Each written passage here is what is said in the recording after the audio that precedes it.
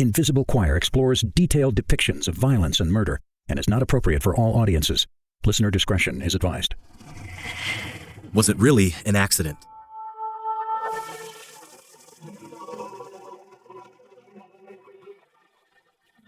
Welcome to episode 3 of Invisible Choir. I'm your host, Michael Ojibwe.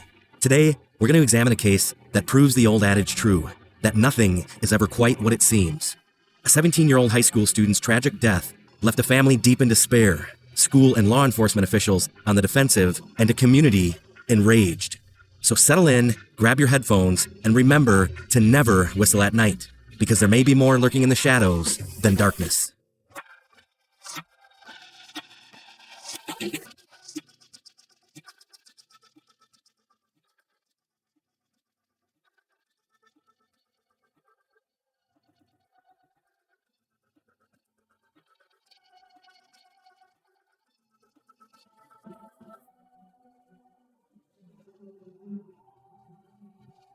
It's a story shrouded in mystery, mired by controversy, and riddled with conspiracies. You see, this case isn't as clear-cut as some of the others we've covered and will cover in the future. This is the story of a young man's life lost, his parents' search for the truth, and the mystery surrounding what actually happened in the Lowndes High School Old Gymnasium in 2013. This is part 1 of a 2-part series looking into the mysterious death of Kendrick Johnson.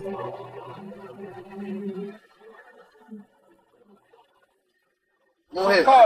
Give him the real. Be real. I'm gonna stand. They can be mad at me. They can talk much junk as they want to talk about us. They can do what they want to do. Yo. But we gonna still stand up for Kendrick Johnson. We ain't going nowhere. We here. We claim the 2019 Kendrick here, but if it ain't, guess what? They gonna see us again 2020, Yeah. 2021, Yeah. 2022. Yeah. They gonna see you. We ain't going nowhere. No. I'm gonna tell them like I told them from day one. They messed around and killed the wrong child. Wrong child. Come on, y'all, say Kendrick Johnson. Kendrick Johnson.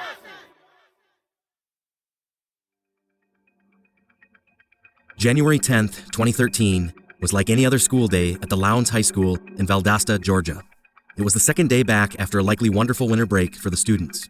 And while it seemed it was just a normal day at the time, the events that followed would prove to be anything but. You see, something big was going to happen that day, unbeknownst to the teens meandering the hallways between classes. Around 9 p.m. that evening, Jackie Johnson realized that her 17-year-old son, Kendrick KJ Johnson, hadn't come home yet. There was a big rivalry basketball game that evening, the sort Kendrick regularly attended. But as the hours passed, Jackie began to grow worried that the routinely punctual Kendrick hadn't even called home. So she did as any mother would do. She began driving back and forth between the school and the Johnson home, checking all possible side streets and alleyways for any sign of her son. Unfortunately, her efforts proved fruitless, and she found no sign of Kendrick or foul play anywhere along his usual route home. Eventually, Jackie was left with no other option than to call 911 to report her son missing. When she called, dispatchers tried to calm her nerves and suggested that maybe Kendrick was just out with a, quote, fast girl, as we might have expected any other adolescent male of his age to be. After all, he was a 17-year-old boy in high school.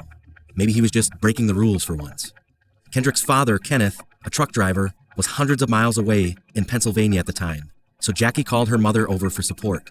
The two prayed together into the early morning hours. Jackie was completely overcome with worry.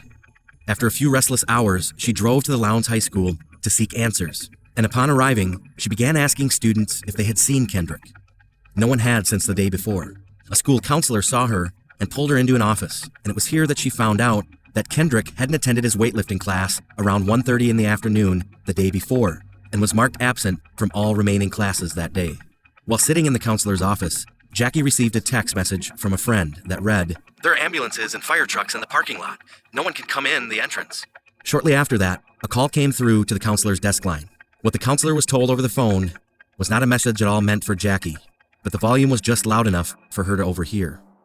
They found a body in the old gymnasium. She knew right away that it was Kendrick.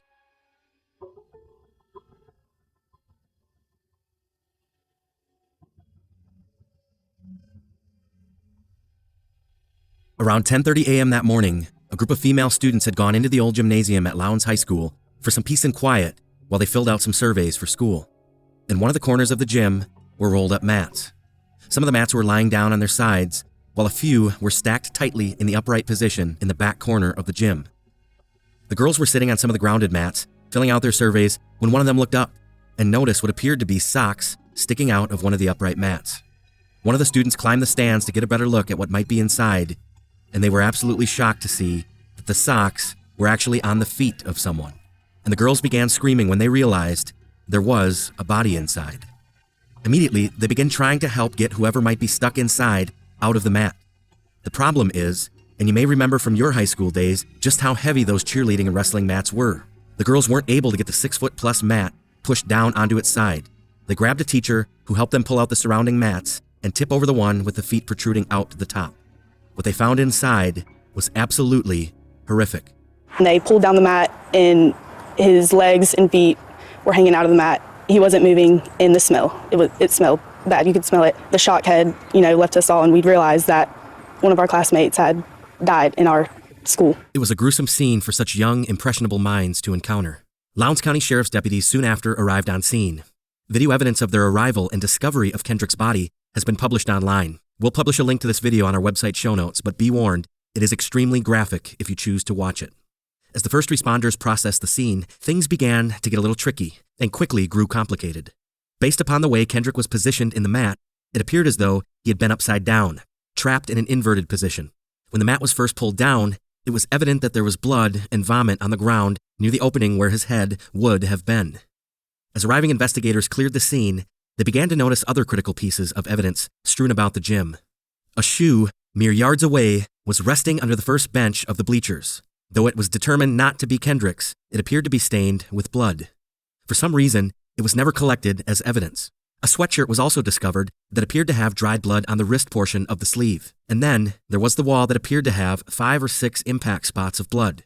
All signs initially pointed to foul play, but the crime scene was immediately dismissed as accidental, and precautions typically taken to preserve evidence were never implemented. What's more, Georgia law dictates that once a body is found, a coroner is to be immediately called out to examine the scene.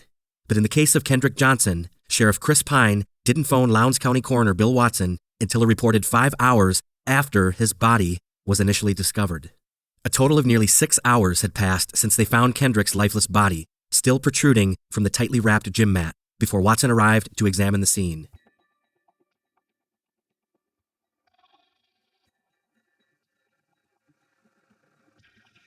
Why did it take 6 hours to get a coroner on scene? Sheriff Prine gave a short and sweet answer. Because, quote, "that's how we do things around here." By the time the coroner had arrived on scene, investigators already had a theory as to what might have happened to Kendrick. At Lowndes High, students are required to pay a fee for the use of a locker to store their items during gym class. But some students found a clever way to safely store items without having to pay the fee. Often, students would tuck their spare shoes behind or inside the rolled-up mats, effectively using them as storage. Kendrick was also known to hide his shoes near the mats, as others had. Early reports indicated he had gone to the mats before his scheduled weightlifting class in order to retrieve a pair of shoes hidden away that he allegedly shared with another student. Investigators believe the shoes were likely on top of the mat as it stood vertically.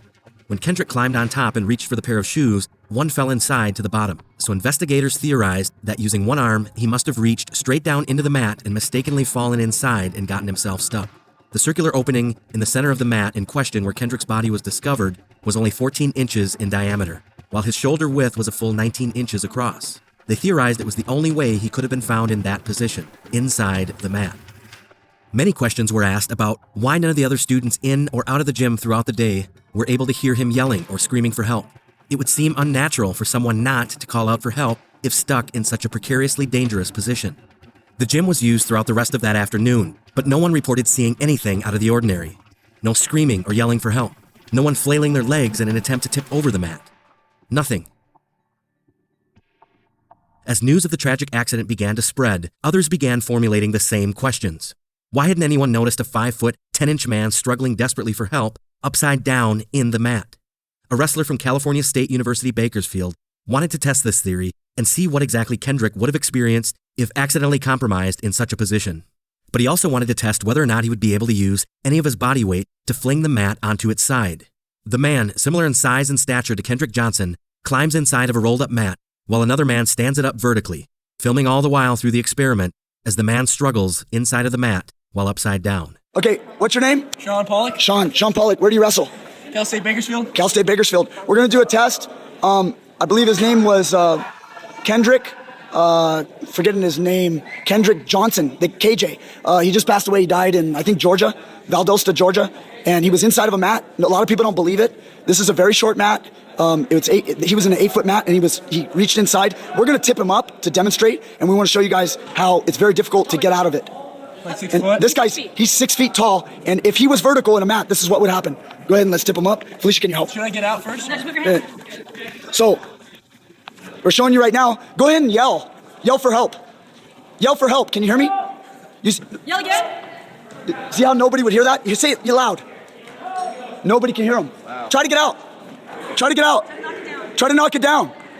Try to knock it down. See, he can't. Now let's tip him over. Let's get him out. Crazy, huh?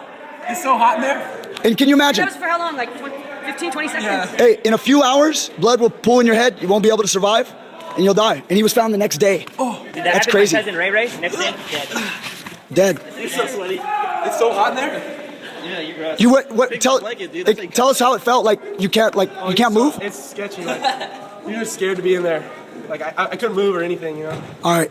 Thank you so much. One more time. What's your name? Sean Pollock. Sean Pollock, wrestles for Cal State Bakersfield. All right. Thank you. Did you hear how the young man stated it was hot while trapped in the mat? One of the major questions raised during the investigation was the level of decomposition Kendrick's body was found in, after only being deceased for approximately 24 hours. In a now viral photo, you can see what appears to be major swelling and skin slippage on his face. But we warn you to take a look at these photos at your own risk. They are very gruesome and not for the faint of heart. An even more gruesome photo was released by Kenneth Johnson, Kendrick's father, showing what appears to be the skin pushed forward on Kendrick's skull while the autopsy was being conducted, rendering his face completely unrecognizable. In the photos, it appeared as if there were signs of trauma, such as bruising, which was also noted by the paramedics first on scene. If you look closely, you can see what appears to be blood staining on the lower portion of his right collarbone. Kenneth Johnson claims that when he went to the Georgia Bureau of Investigation, or GBI, to see his son, the usually refrigerated lab in which his body was stored was uncharacteristically warm, therefore expediting the deterioration of his son's body. While the Valdosta community was reeling in shared grief from what most believed was a tragic accidental death of a young, promising high school athlete, they rallied together to support the Johnson family. The local Harrington Funeral Home even offered to handle all of Kendrick's final services free of charge in a show of support to the devastated family.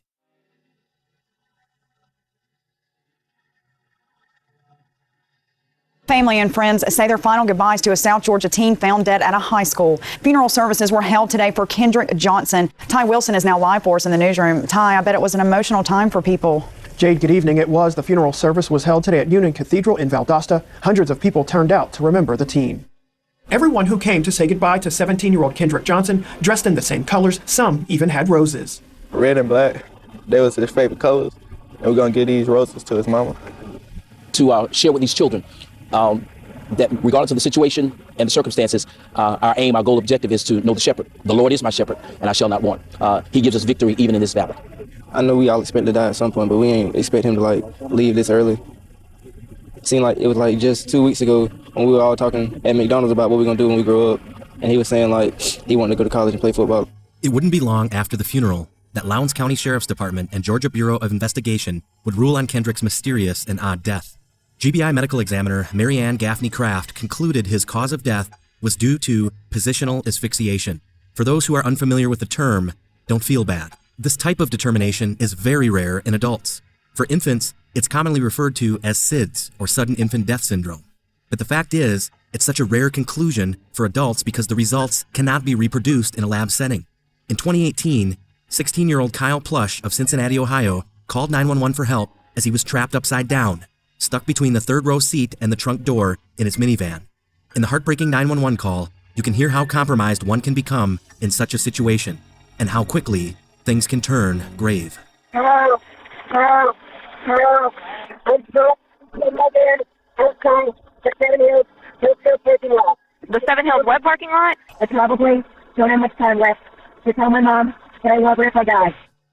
Plush was leaning over the third row seat in his parents' Honda Odyssey minivan, reaching for a tennis racket when the seat unexpectedly collapsed, trapping him upside down in a position eerily similar to Kendrick Johnson's. He was able to call 911 twice from his iPhone using the Siri function, but first responders were unable to locate his vehicle. He died in the van, trapped and alone. The final ruling of his death, positional asphyxia due to chest compression. The positional asphyxiation ruling in Kendrick's case was due to his being trapped upside down in a confined space for an extended period of time. His arm was trapped near his midsection, and due to the confined space and his inability to free himself, he died. But the accidental death ruling did not sit well with the Johnson family. They wanted answers, and unfortunately, the case was quickly closed by the GBI. It was the questions initially raised by the Johnson family that eventually caught the attention of Reverend Al Sharpton and the NAACP. Several weeks ago, we got the call about Kendrick Johnson. Yes. And we were told when we got the call that the findings that had been announced by local law enforcement had been done under very unusual and questionable circumstances. I'm not a coroner, I'm not a doctor, but I do have common sense.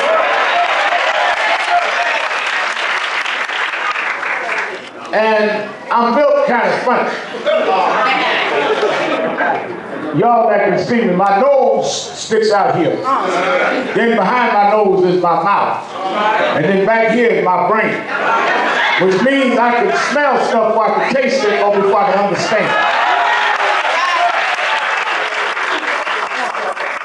So, I don't know what I'm tasting, Reverend Rose. I don't understand what this autopsy is saying. But something don't smell right to me. But Reverend Sharpton and the NAACP weren't the only ones taking notice at the mysterious circumstances surrounding the fumbled investigation immediately after Kendrick Johnson's body was discovered. The FBI, as well as the U.S. Attorney for the Middle District of the state of Georgia, soon became involved. The FBI is now involved in the investigation of the death of a South Georgia teenager found dead in his high school. I am of the opinion that a sufficient basis exists for my office to conduct a formal review of the facts and investigation surrounding the death of Kendrick Johnson. There are several questions that must be answered or confirmed. First, what was the cause of Mr. Johnson's death? Second, was Mr. Johnson's death the result of a crime? Third, if Mr. Johnson's death was the result of a crime, who committed that crime? As the case garnered additional national attention, highlighting just how many pressing questions were left unanswered by the Lowndes County Sheriff's investigation, it was time for another look into Kendrick's tragic death, this time through the lens of a criminal investigation. Now to this major development in the case of the student-athlete's bizarre death at his high school in Valdosta, Georgia. 17-year-old Kendrick Johnson was found dead, his face battered in this rolled-up gym mat at his high school in January. Police said that Kendrick suffocated trying to grab a shoe, but his parents didn't buy that. They said there is no way that this is a cover-up, that they have the pictures to prove it. And the Justice Department recently confirmed it is taking a second look at the case here. Now we have gotten word that Johnson's body will be exhumed for a second autopsy. Surrounded by friends, family, and community activists, Kendrick Johnson's body was carefully exhumed by hand. Men with shovels carefully clearing the concrete vault of dirt before his casket was lifted to the surface. His remains were driven down to forensic dimensions in Heathrow, Florida. The second and independent autopsy was conducted by forensic pathologist William Anderson. His findings were shocking, not only for the Johnson family, but for those who had been following the case closely. You likely remember this scene on January 11th of this year. 17-year-old Kendrick Johnson's body was found inside a rolled-up wrestling mat inside the gym here at Lowndes County High School. Well, subsequent investigation by the Lowndes County Sheriff's Office and the Georgia Bureau of Investigation ruled Johnson's death was an accident. Well, the investigators telling us that Johnson died as a result of positional asphyxia. However, CNN has obtained a newly released autopsy report done by a private pathologist hired by the Johnson family, which found that Johnson died as what's being called, quote, unexplained, apparent, non-accidental blunt force trauma, end quote. Now, this new report contradicts the initial findings by law enforcement. CNN is reporting that the report has now been passed on to the GBI, the U.S. Department of Justice, the U.S. Attorney's Office, and the Lowndes County Coroner's Office, all of whom are now reviewing the case. The Johnson family now expected to fully release the new autopsy report later this week. According to Dr. Anderson's independent autopsy, the cause of death was listed as blunt force trauma to the right neck, with involvement of the right mandible, including the right carotid artery. Deeper pathological findings suggested acute hemorrhaging of these areas and vessels. When the body cavity was opened, Dr. Anderson was shocked to find no visceral organs inside.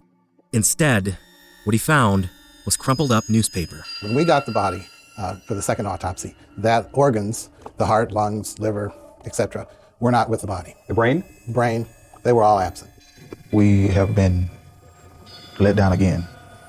And when we buried Kendrick, we thought we was burying Kendrick, not half of Kendrick. I'm not sure at this point who did not return the organs to the body, but I know when we got the body, the organs were not there. Stuffing that newspaper in like he was a garbage can inside his body. It's unbelievable. There was a problem. Kendrick's family, nor Dr. Anderson, had any clue where his organs were, or why newspaper was placed inside of him.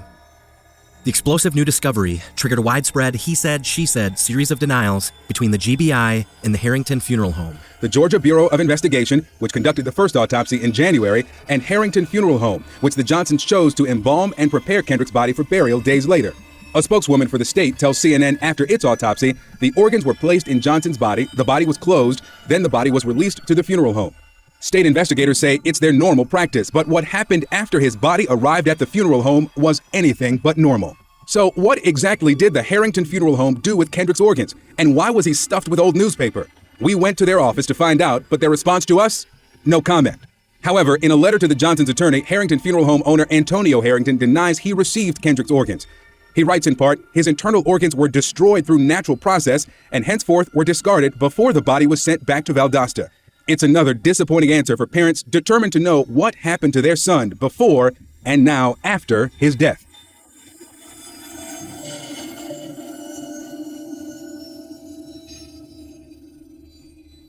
So how much weight did the new independent autopsy actually hold? It seems for medical examiners with the GBI, the findings weren't quite convincing enough for them to reconsider their original ruling.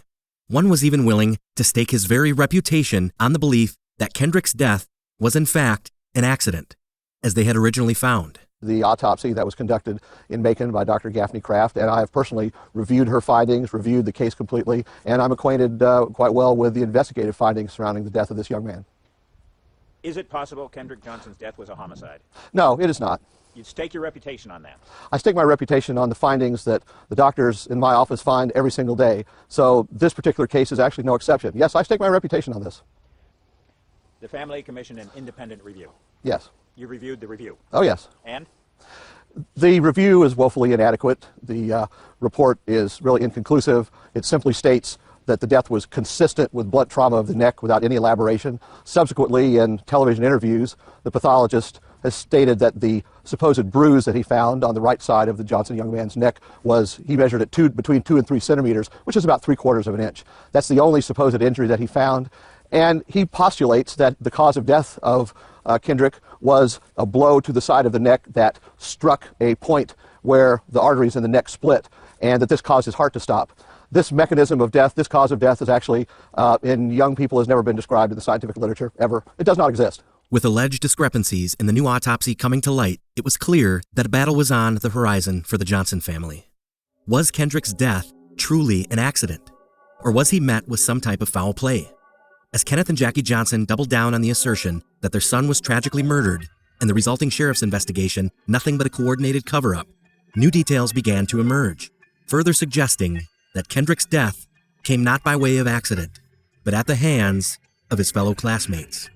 We'll dive deeper into the story on the next episode of Invisible Choir. I don't believe this was an accident. I think this young man met with foul play.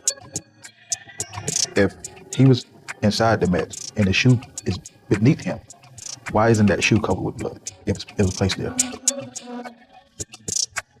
Now, the latest development we're getting is that there was an email tip sent to the sheriff's office saying and implicating certain individuals.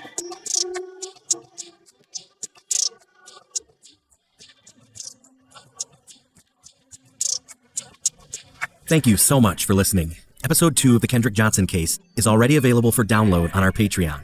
Subscribe today at the $5 level and get immediate access to find out the unlikely conclusion in this case, and get additional exclusive premium content delivered each week to your own private feed. Go to invisiblechoir.com today to learn more. And if you enjoyed the show today, please remember to give us a 5-star review on Apple Podcasts or wherever you listen. If you have your own theories or would just like to share your thoughts on the show, call our fan line at 651-337-9405. We might just include your comments on the next episode. Thanks again for listening, and remember to never whistle at night.